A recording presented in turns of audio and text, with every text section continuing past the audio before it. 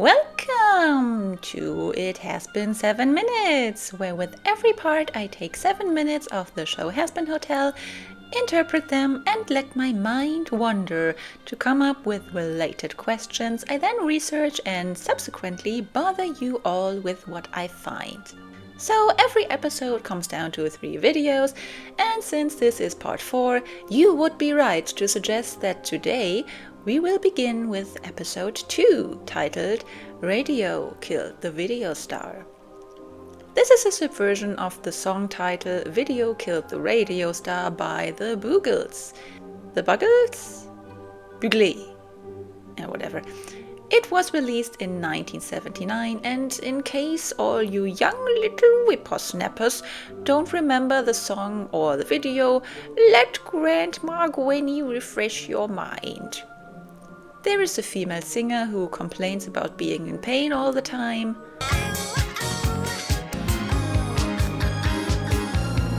An absolutely drugged out child, and a male singer who loves to randomly jump scare you. Hi! Hello! Boo! Yahoo! Here! There's also a 20-year-old Hans Zimmer playing the keyboard, who will go on to become a prolific musical composer known for movies like the Pirates franchise, The Lion King and The Lion King. When MTV launched in 1981, Video Killed the Radio Star was chosen to be the first music video shown in the program, in an absolute sick display of confidence I have to respect. But now, let's properly begin the episode, where we start with an exterior shot of the Hazbin Hotel, and we end with an angry TV face. This is the first time we can see the hotel in all its glory. You walk up a forecourt, where a cobblestone walkway encircles a pentagram. On the premise there's a fence that is completely useless and naked trees. The trees are most likely designed like that to make hell look more depressing and creepy, but do you think there are seasons in hell? Will those trees ever have leaves? Regardless of seasons, those trees could also be kinda dead if there are not enough nutrients in the soil or too many pollutants, or if there has been a long dry period. We can see all the things we have already seen in episode 1, like the shipwreck, the tilted merry-go-round, and Alistair's radio tower. At the height of the hotel sign, we can now see that there's a balcony. And right on top is the window wall we have already seen Charlie stand in front of in episode 1. And now, from this wider angle, it becomes clear that Vaggy's and Charlie's living quarters comprise the whole fucking floor. And if we remember how high Charlie's light fixture frequency was, do you think hell has any lamps left at this point? We zoom in until we cut to the lobby, where we are greeted by Kiki and Charlie's legs. Kiki is not floating this time, but happily hopping alongside her person. Charlie's shoes look like they have spats, which were remnants of military equipment and a popular fashion accessory until the 30s to keep your ankles snugly warm. And they would be held down by an elastic band around the sole. We have seen Charlie's soles in the last episode, and there was no band, so we know that her shoes are just imitating spats in her design. Charlie is walking around panicking about the extermination being moved forward, while Vaggy and Angel are looking like, "Charlie, chill out." Angel rests his feet on a couch table that wasn't there in the last episode. It displays a radio decorated with teeth and twigs. Vaggy stops her girlfriend before it gets out of hand, and assures her that they will deal with whatever heaven will throw at them. Angel is less supportive though, as he replies they had less than half a chance before they started all this salvation bullshit, but he is distracted by his phone buzzing because he got messages. We cut to a shot showing us those messages from a certain Valentino, who Angel will shortly explain to Charlie is his boss in the porn studio. And he now pitches Angel his new idea for a porn scenario, writing, So I was thinking, you and 3 huge guys are getting it on and it's really hot and oily, and then it's revealed you're on a boat and it's sinking, so you all have to come as fast as you can. Have you seen temperature play vids? Lol, cause there's gonna be ice. So Valentino came up with the Titanic porn. And honestly, really, I would watch it. That sounds hilarious. Gentlemen, it has been a privilege fucking you tonight. Hashtag release a Titanic porn. Unfortunately, Val is not done typing in an ungodly speed, so get that flat bony ass to the studio, baby. As you can see, the ideas are flowing. Haha, so it's been 30 seconds. Don't be like this, baby. This isn't cute, Angel. Legit, I'm so bored of this little cat and mouse chase. For real, over it. Fucking bitch. Babe, Angel, where the fuck are you? Already, it's evident Val behaves rather like a clingy boyfriend with a bad temper than an employer. Angel ignores it for the time being and reveals that the world outside is going crazy because of the news, and shows a video of a demon screaming to the background of fire, which we learn shows the Doomsday District. Charlie is distracted by a new message from Valentino and asks, "What is a donkey show?" Angel deflects by saying his boss, Val, he's freaked out by... No, wait. Really? What is a donkey show? And do I really want to know? Who am I kidding? Of course I want to know. To the internet!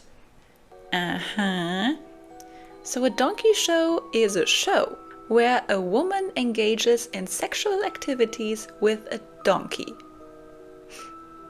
Well, I don't know what I expected, but somehow I expected something less straightforward. Those shows are said to have originated in Mexico and to still be a thing there to this day.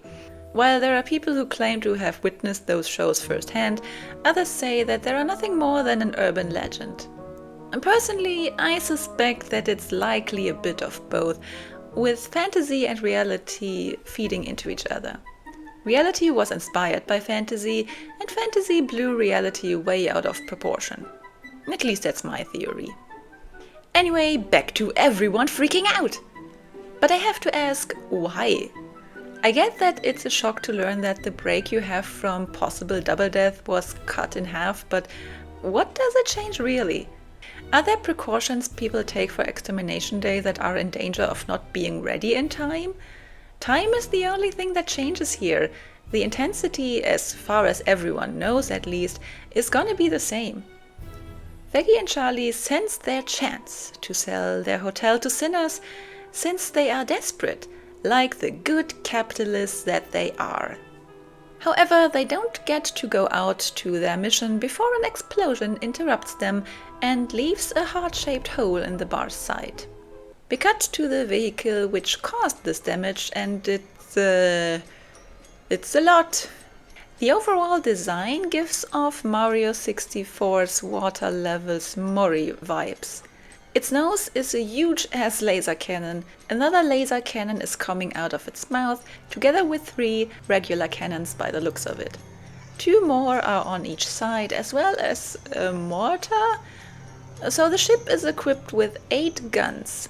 At the bottom there is a halberd and possibly a circular saw for ground combat or something.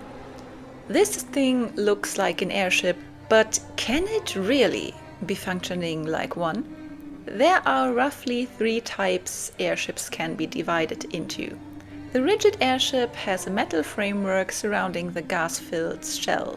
The first of their kinds were rigid airships made by Count Ferdinand von Zeppelin.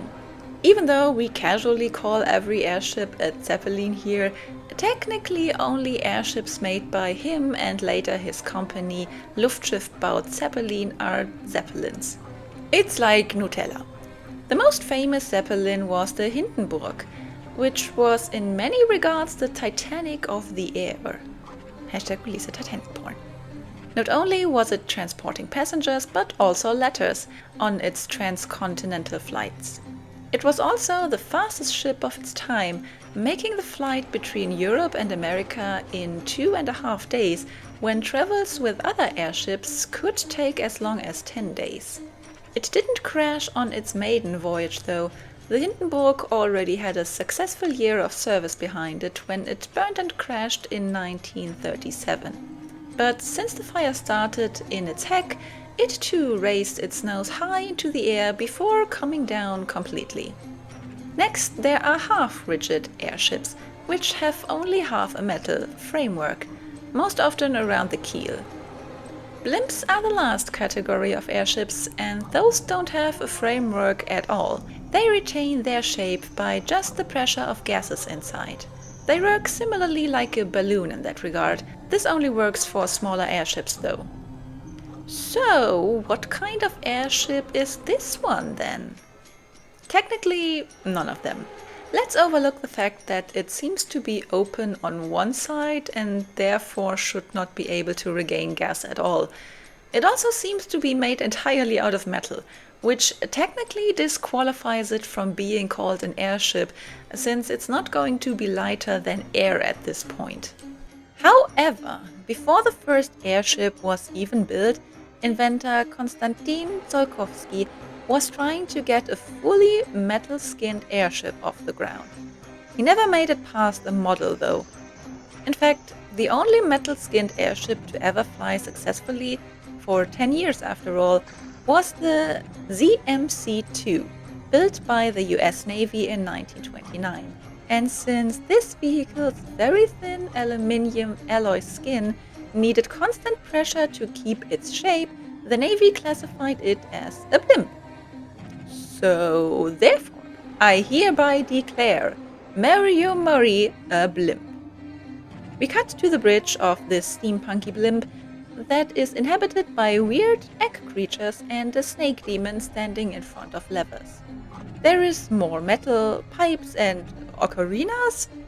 The snake demon wears a striped suit and a top hat decorated with aviator glasses because this needs to look more steampunk, and an eye that seems to mimic his emotions. Right now, at least, he's pumped, because he's here to do battle with Alistair, who is enjoying his day on the balcony we saw earlier, drinking from a mug decorated with the writing, "Oh dear."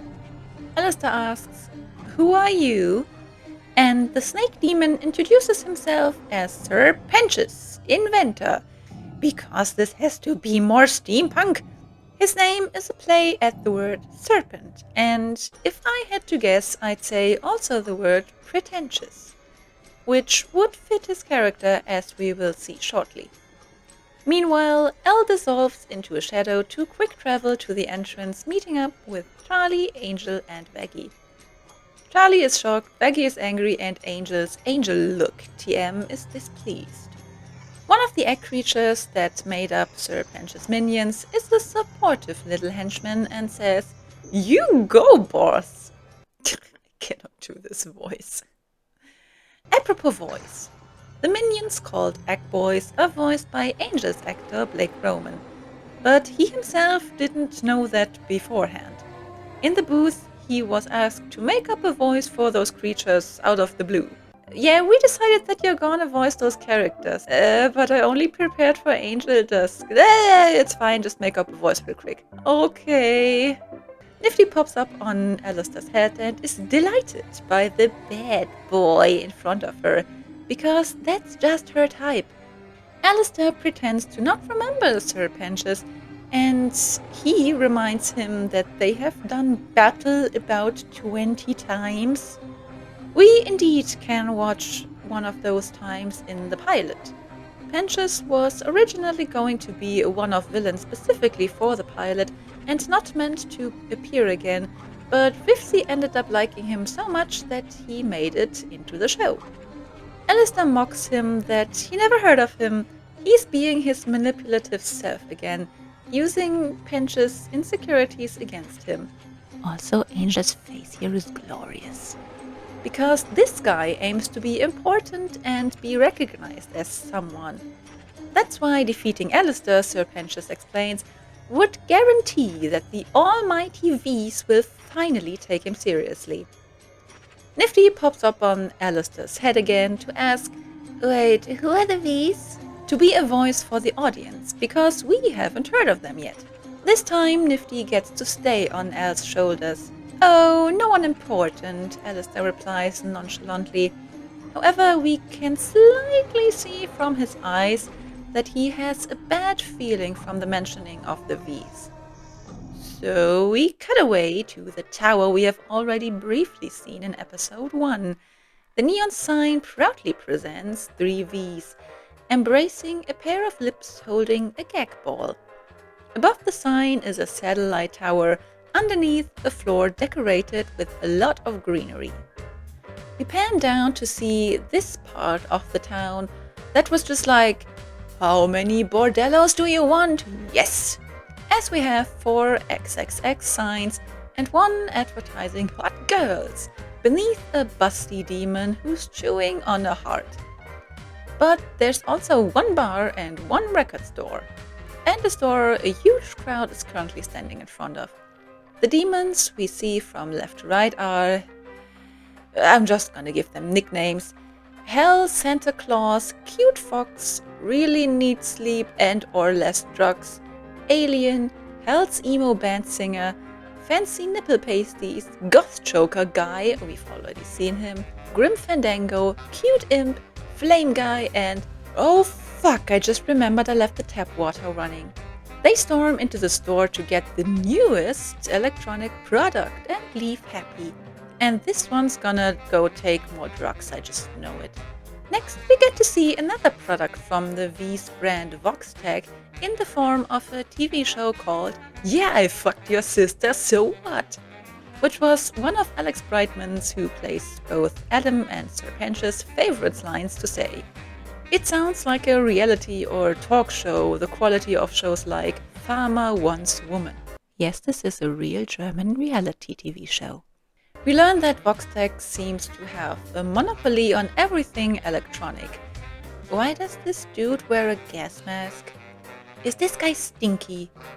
And there seems to be something fishy going on, because Punk Guy, Reject Furby, Reject My Little Pony, Rap Dude, Fish Hatsune Miku and Torero Shark look at their electronic devices, but their eyes are spirals, indicating that they are hypnotized, as it so often is in cartoons.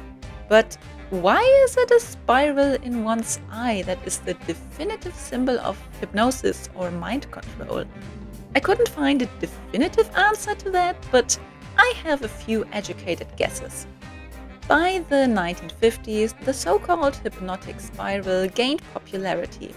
In the book, The Hypnotism Handbook, published in 1956, the hypnotic spiral featured prominently. It was written by hypnotist Charles Edward Cook and co-written by Alfred Elton Van Wout, who was a prolific science fiction writer. His friend L. Ron Hubbard even took the outline of his work to form the philosophy he would build his cult on, which became Scientology. Thereafter, Van Wout slowly and carefully backed away from this friendship and Scientology, as one should. In Britain, hypnotist Leon Van Lowe released the Hypnodisc, with which you were supposed to be able to hypnotize yourself and others for health, fun, relaxation. Hypnotism fun for the whole family. I have been told by a therapist, by the way, that hypnosis can work as a form of therapy depending on the diagnosis. For example, trauma responses are stored in the body, so distracting the body via hypnosis can help patients to process trauma better. In 1958, Alfred Hitchcock brought the image of the spiral and the eye together in his thriller Vertigo. Here, the spiral symbolizes the protagonist's descent into obsession and madness, painting it as a dizzying loss of control, which is how you could also describe mind control. And in Disney's Jungle Book from 1967, the snake car hypnotizes Mowgli with spirally eyes. And now in Hazbin, Hell's residents have spiral eyes. Ta-da! If I had to interpret the scene philosophically, then the mind control of health residents through Voxtech's technical devices is a metaphor for the mind-numbing effects of the internet.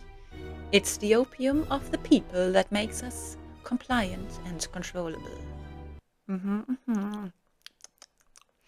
We cut to a screen wall where we see a lot of demons looking at their phone, most of whom we have just seen, but a few we recognized from the last episode. Also, an anglerfish? Ugh, anglerfish. I hope he's never going to be an important character. We see glimpses of a menacing figure surrounded by electrical lightning, until he is revealed to us as a terrifying TV demon with cute antennas on his cute little top hat. He laughs maniacally, as supervillains tend to do in their free time, until his face gets a call by Velvet. He swipes it onto another screen, and Velvet seems to be pissed.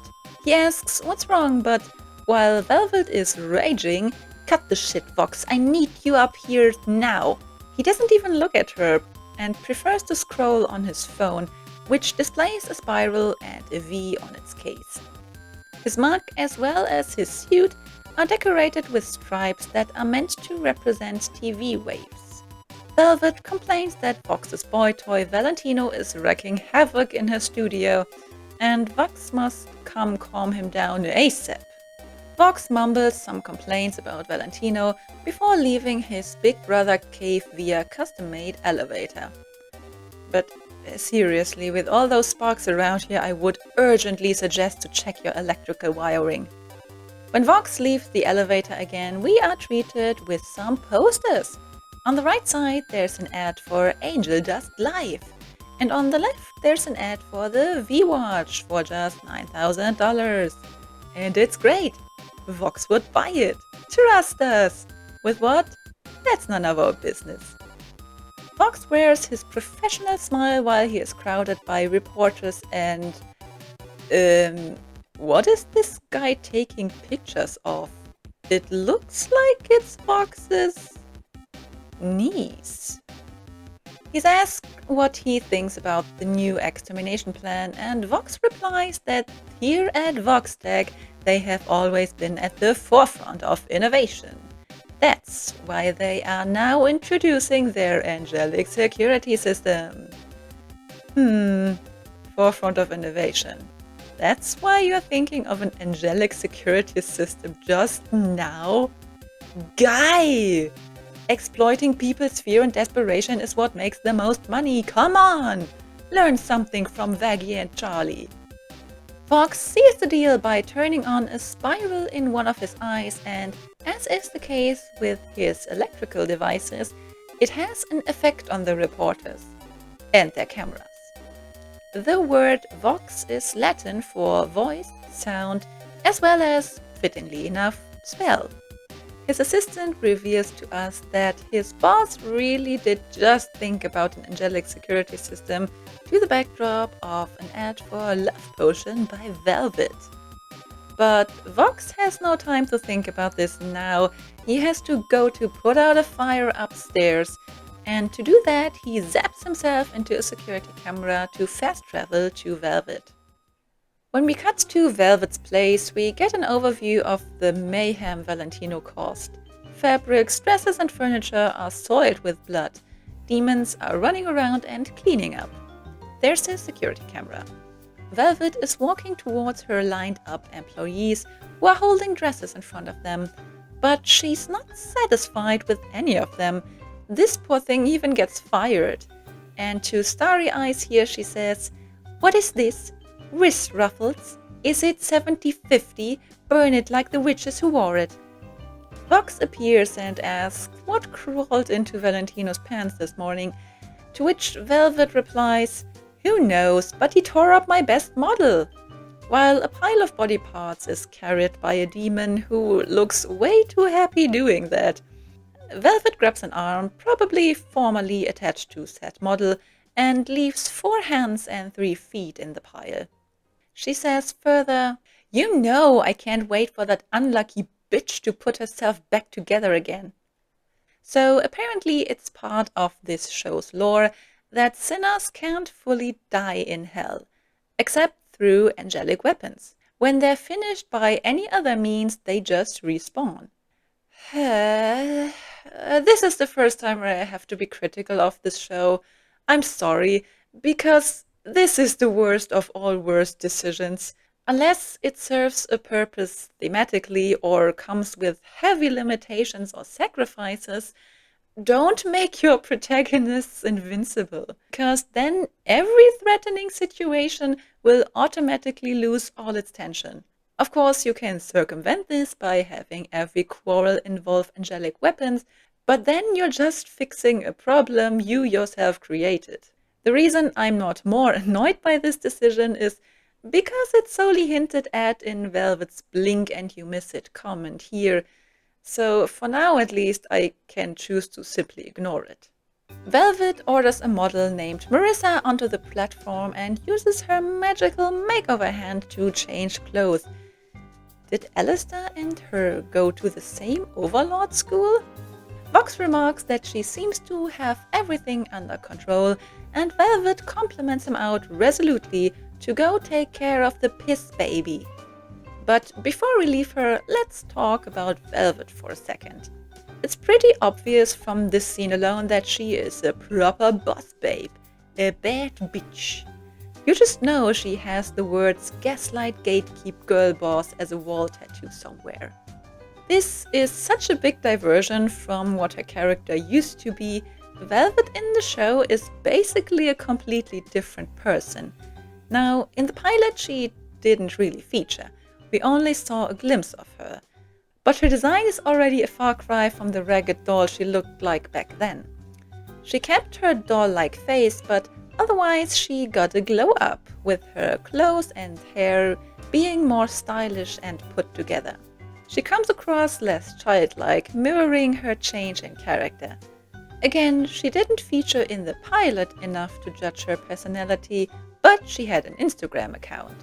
A bunch of characters had an Instagram account actually, and they would comment under each other's pictures and little stories would form. All three of the V's had an account too, and Velvet, in relation to Vox and Vel, behaved like an annoying teenage daughter to two very dysfunctional dads. She had more in common with Nifty than with the Velvet she is portrayed as in the show. In 2020, Vivcy deleted all content from the characters' profiles because she didn't want people to believe them to be canon, which is understandable. I wasn't aware of Hazbin's existence in 2020, but I can imagine how fun it must have been to follow those accounts. Just imagine the drama! That one time when Husk ghosted Angel on Insta because Angel didn't want to pay him for the destruction of Husk's bar his pet pig caused, after Husk was talked into taking care of it, when he missed Angel's pole dance show because he passed out shit-faced on the bar counter, which Angel was really sad about. Anyway, Velvet. Vox leaves Velvet to herself to deal with Valentino. Standing guard at the entrance to his domain are two demons giving a strong Playboy Bunny energy at the front of Hugh Hefner's Playboy Mansion. And their jobs seem to consist solely of standing there the whole day and occasionally opening a door. I'm not even gonna make fun of that. I've known people who had this job. Vox is greeted by a figure covered in smoke, like Alice, who is greeted by the caterpillar. And after so much build-up, just reading about him and hearing about him, we finally experience him. The man, the myth, the moth, Valentino in all his pimp glory. He growls, "Fucking finally!" and snaps at his robot harlequin named Kitty to bring him another drink. He has a bad temper, but a very nice lamp. His whole lair looks pretty nice, not gonna lie. He even has a nice winter garden that, if I'm not mistaken, we were already able to see from outside. Except that there's another security camera, and another one, and another one. Drink every time you see a security camera. Health warning, don't take any drinking game suggestions of mine seriously. Ever. Instead of drinking his alcohol, Val throws it at Vox. The TV demon is not a bit concerned about the flying drink coming his way. He simply steps aside, but only after the glass already burst behind him. Val continues to rage and complains about angel dust, without Vox being able to get a word out, so he just gives up and focuses his attention on his phone while Val yaps away. Angel and his boss have a few things in common look-wise. Not only do they both have 4 arms and 1 golden tooth, they also both have a heart at the height of the tailbone on their coats. Valentino's outfit also has hearts on its head, its lapels, its glasses, its fastenings. Even his cigarette smoke forms hearts. It's as if Link's health bar exploded all over him. In this regard, if not much else, his name fits him. Valentino is the Italian version of the Roman name Valentinus, although Val is supposed to be Spanish. And the Spanish version of his name would be Valentin. In Latin it means strong, vigorous, healthy, and is also the name giver of Valentine's Day, which was originally the feast day of the martyr Saint Valentine from the 3rd century. The reason Valentine's Day has become associated with love has nothing to do with this martyr though, but with the fact that his feast day fell on the same day as the Roman fertility festival of Lupercalia. During this, the priests called Lupercali ran around in a procession naked, holding stripes of goat hides in their hand, and they beat the ever-loving bejesus out of every woman to stand in their way, because this was supposed to make them extra fertile. Whatever floats your boat, I guess. Okay, but what is Valentino's problem anyway? Well, Angel Dust, who works for his studio as a porn actor, was an ungrateful bitch. And not because he took more than 10 seconds to message him back, or, as Vox suggests, because he quit his job. No, it's worse. He moved! Val screams while he grabs Vox's phone right from his hand and throws it against the next wall, where it bursts into pieces. I just have a tiny question here. Episode 1 told us Elle is at the hotel for 1 week. The pilot tells us Angel was already there when Elle arrived. Your employee, Mr. Moth, is gone for more than a week, and now you decide to be angry about it? Didn't you notice until now? While Val storms off towards a cabinet and Vox looks regretful at his phone's remains, what you say? We can take a closer look at Valentino's interesting decor. His walls are plastered with sexy pictures of himself, which are all separately highlighted by lamps, as if this was a very special interest museum. He's sexy with surprise boobs next to him, in a sexy BDSM outfit, sexy while stretching, and sexily flashing unsuspecting viewers. The cabinet is revealed to be an arms cabinet, and there is another poster of himself on the door. This one reads, "To my biggest fan, me, love Valentino." Does he also write fan letters to himself? Dear Valentino, show me your feet, love Valentino. And then he proceeds to look at his own feet. I bet these Polaroids all show him too. Which of these make me look sexier? Val asked, holding 2 handguns. The answer, of course, is the left one, which, if my European ass is correct, is a revolver. And if it doesn't shoot heart-shaped bullets, I will be very disappointed.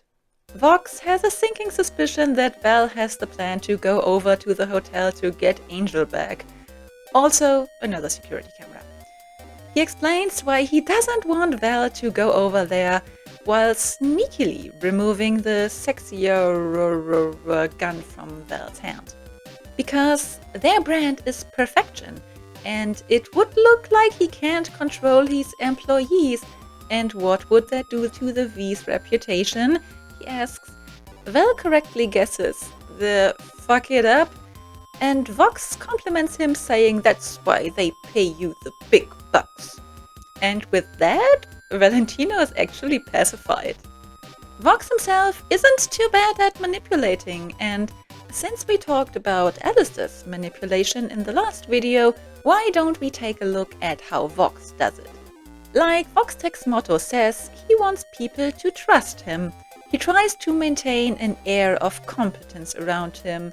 We again have the theme of control, this time in the form of keeping up an image of total control so that people feel safe around Vox and, by extension, his brand. The way he talks Val out of his rage reminds me of something serial killer Charles Manson said once when he described how he was able to gain his devoted followers by telling them things that they wanted to hear about themselves. And while we're at it, why don't we analyze Val a bit?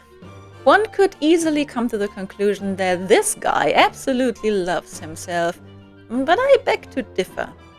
The fact that he has sexy pics of himself in every direction makes me believe that his ego is actually not that great, because he has to remind himself constantly that he is desirable. He also needs a lot of validation. He gets offended when Angel ignores him for a few seconds, and he demanded Vox's immediate and undivided attention. Just the fact that Angel moved out from his workplace to live somewhere else was enough for Val to feel incredibly betrayed. It doesn't take much to strike a blow against his ego. Vox leaves Val being annoyed, but the catastrophe is averted for now. He moves away to stand in front of a desk, and there is another photo, this time not just Val, but Val together with Vox. It seems to be a bit older, since Vox's TV head wasn't yet a flat screen but a tube TV, which means that at some point in the last few decades, Vox upgraded his head. Now that he calmed down, Val remembers to give Vox pretty important information. Finding a voice actor for Valentino was actually a bit of an ordeal. The ones auditioning for him didn't fully convince Vivsy, but she remembered Joel Perez, who did get Val's part in the end from the time when he sang a part in Hell of a Boss, and improvised the shit out of the Ballad of Stryker. So she asked him to audition for Val, and lo and behold, angry Mothman he became. And he kept on improvising the shit out of that role too.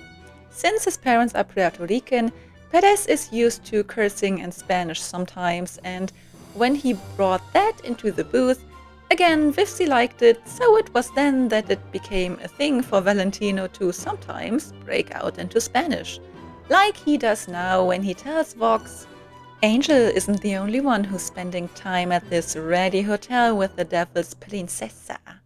The radio demon is there. A metaphorical and literal shock goes through Vox's body as he claws through the desk. He talks himself into anger while he approaches Val. Alistair came back and is staying with Lucifer's daughter, and this was not the first fucking thing you told me? Ho ho ho, what kind of drama awaits us between the radio demon and the TV demon? We will see, because with this, it has been 7 minutes again, and it has been a privilege making this video for you tonight. Question of the day. If Vox can milli-vanilli change body parts, at what point does he stop being Vox? Yeah, you can think about this for a while. It's the Ship of Vox paradox. We will see each other next time. Till then, my friends, bye! And now from this where